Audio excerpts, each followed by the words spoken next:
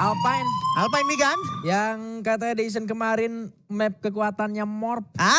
Itu dia CBA ini apa nih kira-kira di season kali ini ya? Kalau di season kali ini Morph kira-kira masih CBA atau enggak gitu. Karena sebenarnya di beberapa momen terakhir masih dengan roster yang sebelumnya itu mulai pudar kekuatan mereka di Militianya. Dan mereka sering banget cenderung nyoba-nyoba permainan mereka. Itu kayak nyamperin Garrison, nyamperin perbatasan railroad sama carousel gitu ya. Yeah. Di beberapa kesempatan terakhir main mereka kemarin sebelum ganti roster total.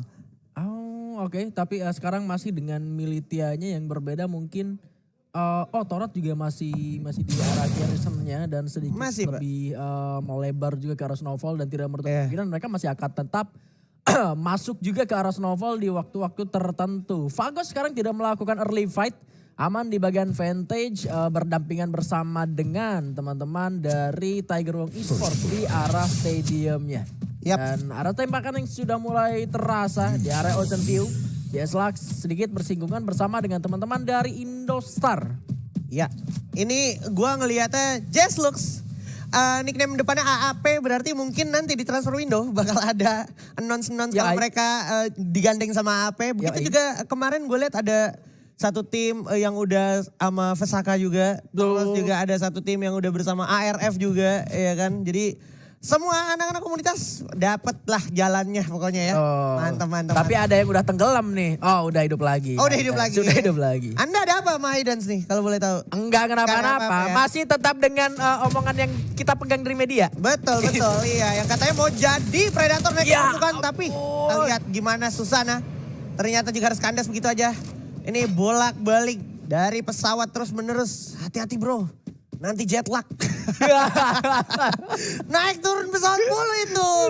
Dari parasut bro. Sulit nih kalau di jet lag main gak fokus bro. Gimana nih Kraken ini nih, ayo dong. Kraken kasih lah perlawanan sesuai dengan di media kemarin. Dapat sih 1 tapi hilang 2. Iya. Ya 1 kurang 2 masih -1 hitungannya meskipun dapat 1 kill lah. Iya, masih gak balik modal lah. Gak balik modal. Iya. Situnya masih belum gitu. Sulit. Dan TWE juga sebenarnya lumayan sulit karena dia tuh sebenarnya turun di stadium. Biasanya dengan tensi yang sangat tinggi. BTR main ke depan stadium biasanya. BTR kali ini bermain lebih ngehold di awal-awal karena dia tahu apa yang dia lakukan di trend season sebelumnya kurang berdampak baik gitu ya. Cenderung gambling terus dan orang Vantage biasanya ganggu juga waktu itu ya. Iya betul. Dewa juga biasa kan memang main-main juga di bagian bawah kalau EVOS-nya main di EVOS. Tim yang memang main di area Snowfall. Beberapa momen di season kemarin memang Dewa juga sempat di bagian stadium juga. Betul. Itu waktu belum ketemu musuh di atas. Iya betul. Nah musuhnya udah dibikin degradasi. Makanya dia udah ambil atas. Itu kan diturunin terus pak. Turunin terus. Torat juga datang ke situ terus kan waktu itu. Iya ini dia.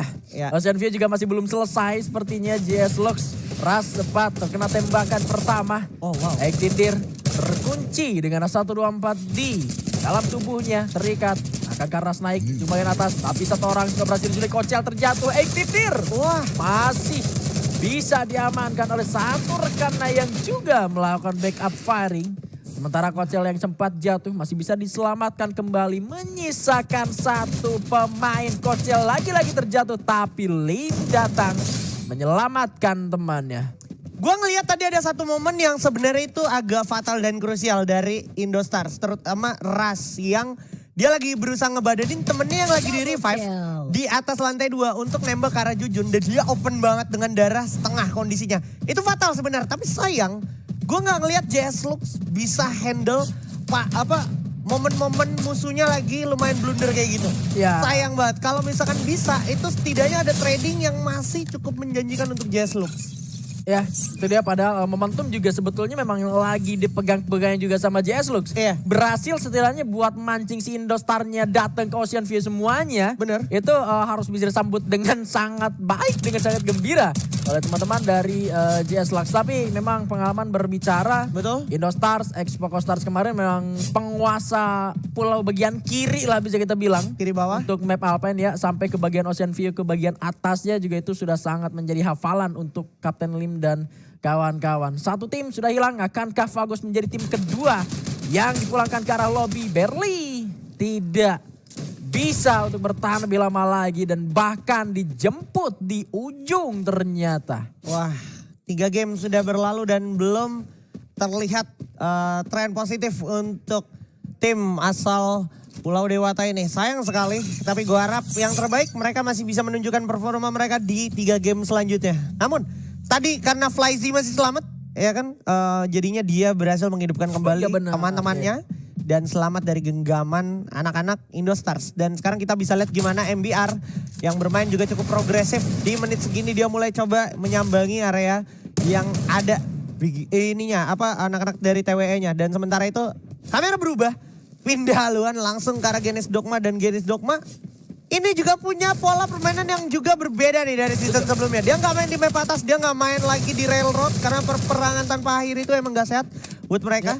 Mereka cenderung datang ke arah Fusion dan mencoba mempanis orang yang ada di sekitar Fusion. Kebetulan ada satu orang Ektindir tadi ya. Iya, dan memang jatuhnya untuk datang ke arah Fusion ketika zona pertamanya memang sudah mulai terbentuk itu sama kayak beberapa tim yang datang ke arah Vantage dari arah tengah. Jatuhnya memang terlambat, tapi ketika memang zonanya masih juga mengintari area tersebut, masih bisa dijemput oleh teman-teman dari Genesis Dogma dan mengambil keuntungan. Yang jadi PR adalah ketika zona pertamanya sudah selesai menyusut, zona kedua terbentuk, ketidakpastian zona ini yang harus bisa diamankan juga oleh teman-teman Genesis Dogma termasuk TWE yang bergerak cenderung lebih ke arah luar dari pertengahan mapnya itu sendiri. Kalau kita ngomongin di Purgatory game kedua tadi, Genesis Dogma juga melakukan hal yang sama, geraknya ke arah luar ke Mountain Villa, balik lagi ke arah Kuari karena memang zonanya juga masih mengintari area tersebut. Kalau andai kata zonanya tiba-tiba ke arah Skilots yang gerak-gerak ke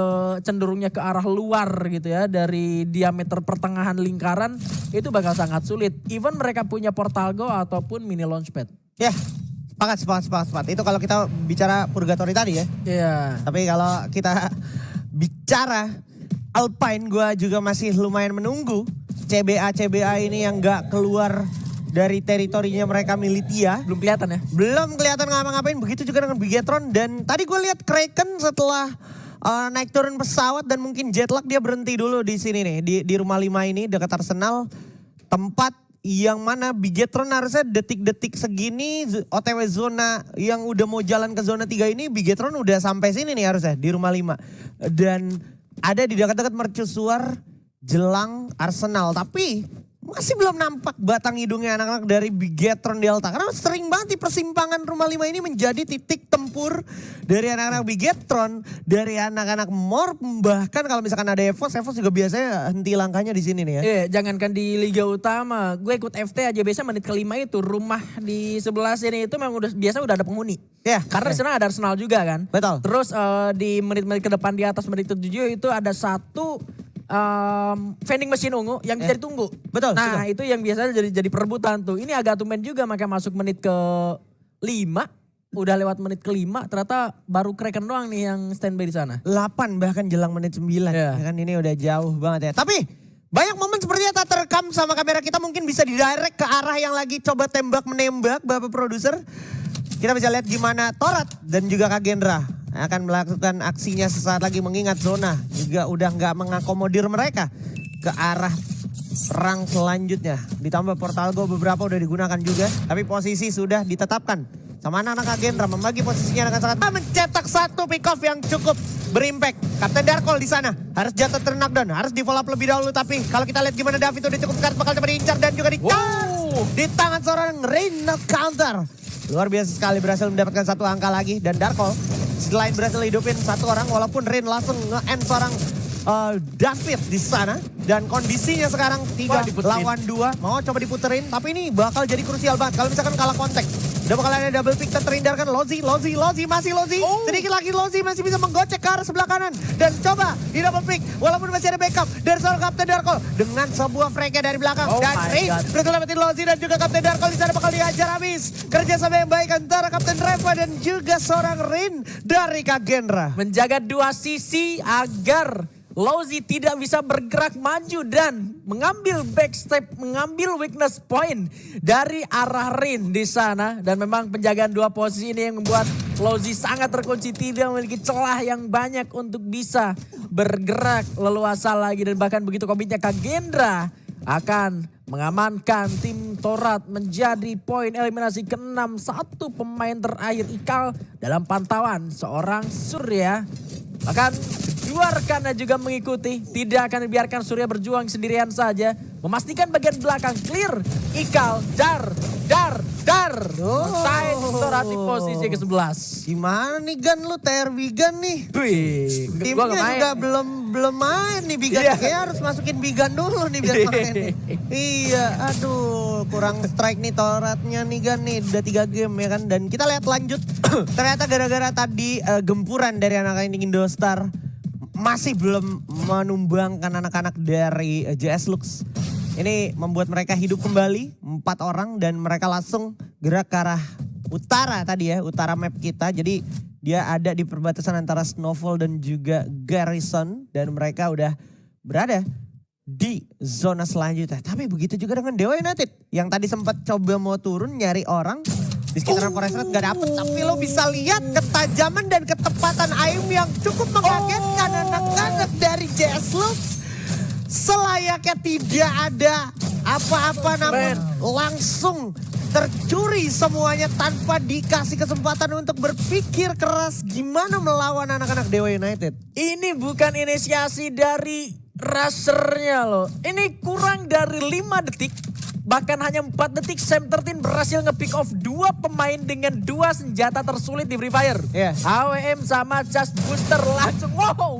Ternyata masih bisa digocek tetapi tidak bisa menyelamatkan hidup dari JS Lux. Itu udah momen paling dewa-dewanya banget dari Sam 13. Kelas banget ya, itu benar-benar ngagetin dan mematikan gitu ya. Emang tipikal dewa ya. Iya. Dewa kalau udah itu ngagetin banget tuh itunya. Dan ini nih.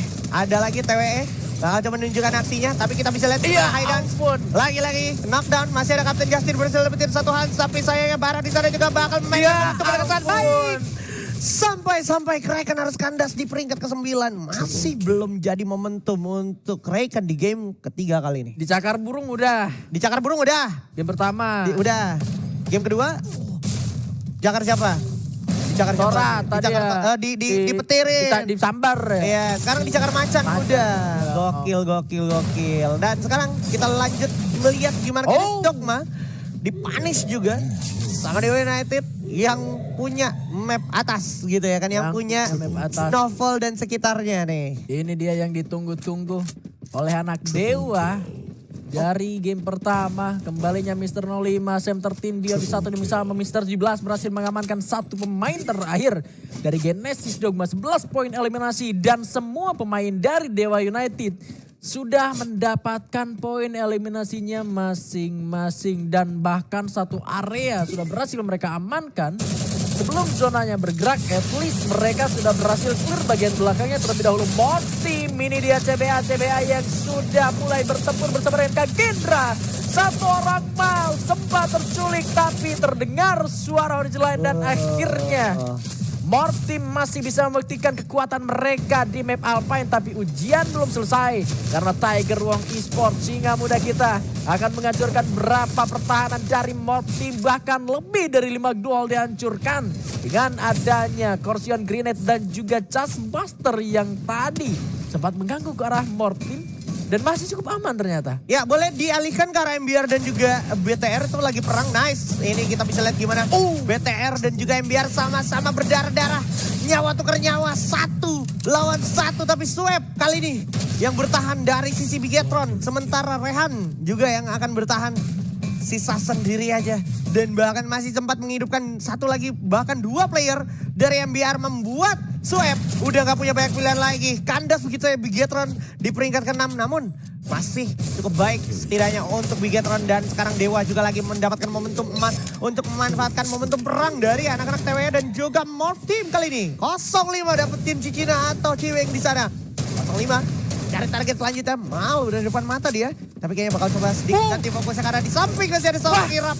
Kapten Irap pun gak bisa bicara banyak walaupun bakal coba ditebus sama seorang Bara di sana dengan cara Sputernya Beyond masih mencari mangsanya dengan Famas Chip 3 dan juga Scoop 4-nya. Mempunyai M yang harus saya bakal presisi banget. Dia udah tahu satu orang di balik batu udah terkonfirmasi. Itu udah bakal jadi satu POV penting. Dan udah knockdown juga, kemakan sama zona. Iya. 17 juga lagi jaga-jaga momentum mereka.